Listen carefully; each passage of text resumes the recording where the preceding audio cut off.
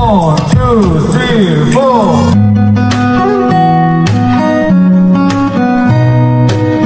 Summer na naman, kaya ang sarap na naman pumunta sa dagat. Kaya nagawi nga tayo dito sa Calatagan, Batangas. Aming pinuntahan ng aking matalik na kaibigan na si Kuya Wow. Dito nga kami tumuloy sa napakagandang transient niya. Nakompleto na at wala ka nang hahanapin pang iba. May sala na pwede ka nga ma-entertain kasi may smart TV. Dining area at kitchen area na kompleto na. May lutuan at pangluto at mga utensils. Meron pang mini ref.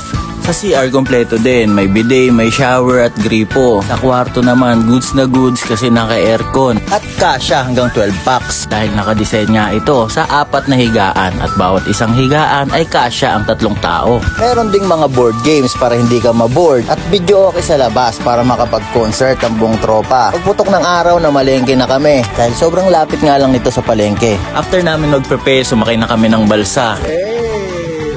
May duyan pa.